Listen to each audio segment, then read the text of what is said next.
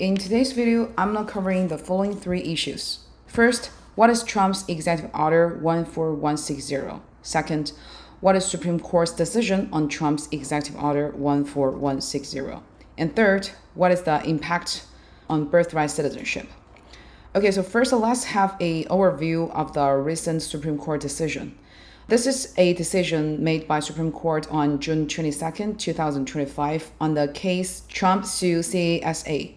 So CASA is an organization joining this lawsuit. This case is often framed as Supreme Court shakes birthright citizenship. Okay, so let's see how it shakes birthright citizenship. Well, before that, let me refresh your memory by what is Executive Order 14160. It is an executive order signed by President Trump on January 20th, 2025. That is the first day of Trump administration.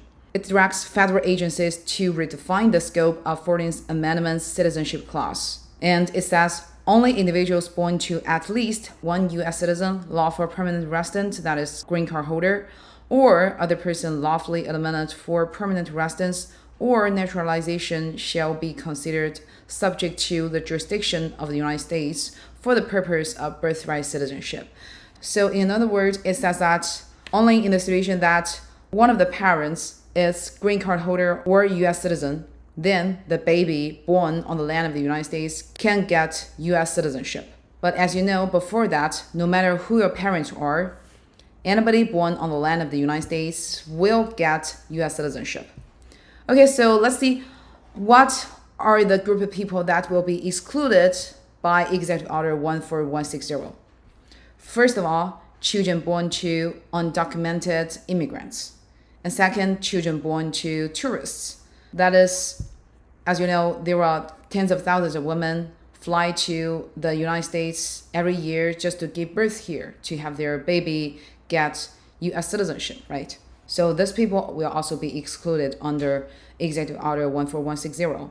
And third, it is children born to international students, that is, people with F1 visa. Fourth, it will exclude children born to temporary workers, that is H-1B visa holders. As you know, most of the IT programmers, software engineers in big techs are H-1B holders. And finally, it's a catch-up clause that would exclude all the children of individuals on any non-immigrant visa, unless they are on the path to permanent resident.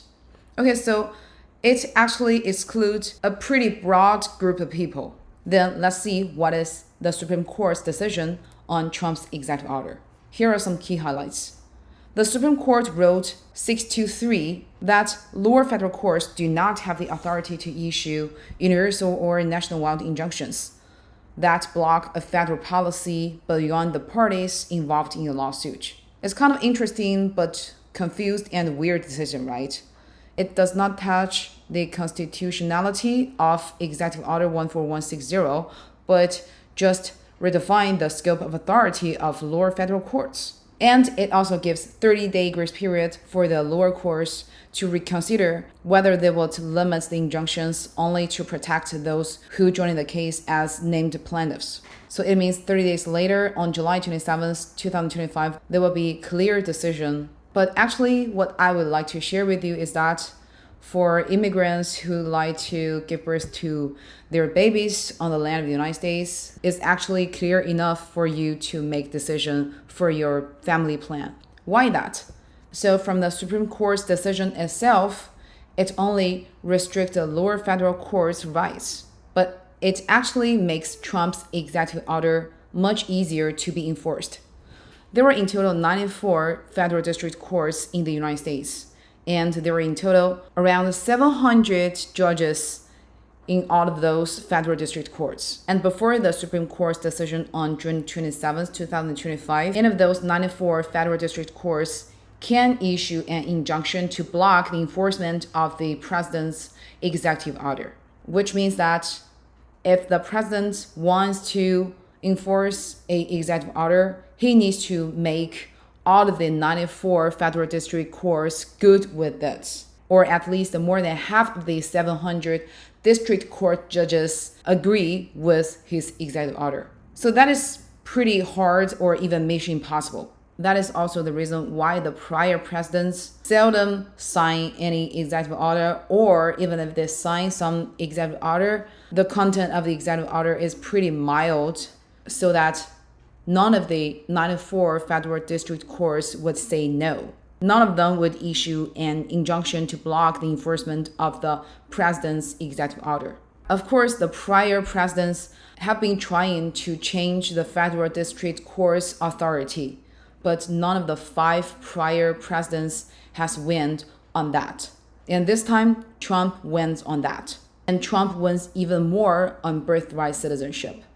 And just like Justice Sotomayor said that, if the authority of the lower federal courts are restricted, then no rights are safe. Today is birthright citizenship, and tomorrow might be gun ownership. Let's also take a look at the different opinions of the 9 judges on Supreme Court.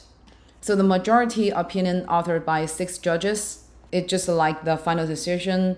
They say that lower federal courts lack the authority under the 1789 Judiciary Act to issue universal injunctions. While the dissenting opinion supported by 3 judges, Justice Sotomayor said that majority ignores the unconstitutionality of Executive Order 14160 and undercuts judiciary's ability to protect constitutional rights. And Justice Jackson even says that the ruling enables executive overreach, allowing unconstitutional actions to continue unless every impacted person file a lawsuit. Based on the current decision, it is restricting the lower federal court's authority only to the states where they are located, and even more only to those plaintiffs who file a lawsuit. Of course, for that part, the Supreme Court gave a 30-day grace period for the lower court to make a decision. But if that is true, it means that if you are an immigrant, if you are planning to give birth to a baby on the land of the United States in order to get U.S. citizenship for the baby, then you must join in the lawsuit against Trump's executive order. That is actually a pretty harsh requirement and almost mission impossible for each of the parents to join in a lawsuit against Trump, right? Justice Barrett, holding majority opinion, argued back that Jackson's view fostered an imperial judiciary. Yes, it makes kind of sense, because before the Supreme Court's decision on June 27, 2025, any of the federal district courts can issue an injunction to block the president's executive order, which would give superpower to the lower federal courts. But as you may know, if we wait until the Supreme Court to make decision on the president's executive order, then that'll be too late. A case would go to federal district court first and then go to court appeal, and finally would reach to Supreme Court. The whole process would take at least 2 to 3 years or even 10 years. The president can sign an executive order in 1 day, but if people wait until 2 or 3 years or even 10 years later to block that, then that is meaningless. And if based on the current decision, only the states where the federal district courts are located can be protected by the injunctions, then it means all of the 94 federal district courts need to issue an injunction to protect people in their jurisdiction, and even more, only to those people in their jurisdiction and joining the lawsuit, which would be pretty costly for those people who are impacted. So that is also the reason why Justice Jackson warns that this current decision would actually create an imperial executive. So from the different opinions of the 9 judges of the Supreme Court, we can see that how polarized people's opinions are on this topic. And some people even say that this is a battle of ideology, not judiciary. Well, after the analysis of the Supreme Court's decision, let's go back to the core issue here. What is birthright citizenship, and whose baby will finally get birthright citizenship?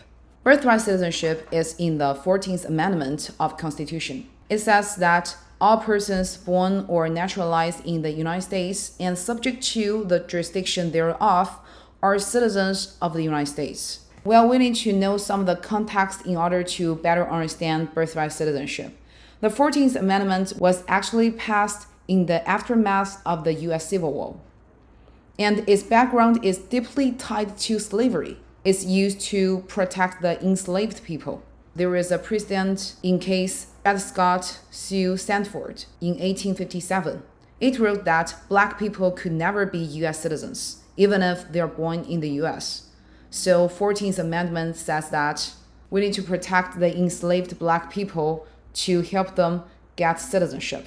And then in 1898, in the case of U.S. Sue Wong Kim Ark, the Supreme Court also wrote that children born in the United States to non-citizenship Chinese parents are U.S. citizens, which is kind of an enlargement of 14th Amendment based on the historic background at that time. Wong Kim Ark, his parents are laborers like many Chinese immigrants during the late 19th century, working on railroad constructions and other labor work.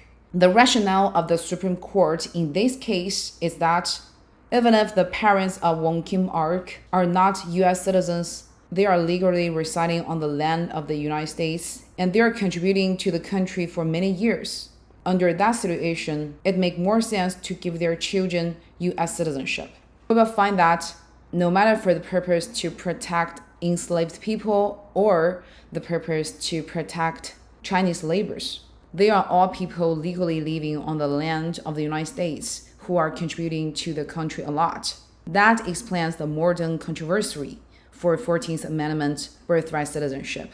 Recent years, the birthright citizenship has been used to undocumented immigrants who entering the land of the United States illegally but give birth in the United States. There are also another group of people called birth tourism who are pregnant foreign women coming to the United States just for the purpose of giving birth on the land of the United States to get U.S. citizenship. So based on that, you will find that it actually makes kind of sense to restrict the birthright citizenship. But the current executive order is also overreaching if they are also excluding the international students under F1 visa or temporary workers under H1B visa. Because they are also people legally enter the United States, legally residing here, and contributing to the country. So let's see if after 30 days, the lower federal courts do decide that the injunctions would only protect plaintiffs joining the lawsuit against the president's executive order, what will happen? Until now, there are 4 states joining this lawsuit, including Maryland, Washington, Massachusetts, and New Hampshire. Of course, as we can imagine, the lower federal courts who issue injunctions to block the enforcement of the executive order are highly likely not to narrow the injunctions only to the named plaintiffs. So it means that it's highly likely that the birthright citizenship would only be split by states instead of by people who joined in the lawsuit and people who did not join in the lawsuit. However, Executive Order 14160 is just the beginning. Now the ruling has reshaped the injunction powers. So future administrations, not just Trump's administration, may be even more aggressive in pushing controversial policies. Then it would not be a check and balance between judiciary and executive, but more of a battle of ideology.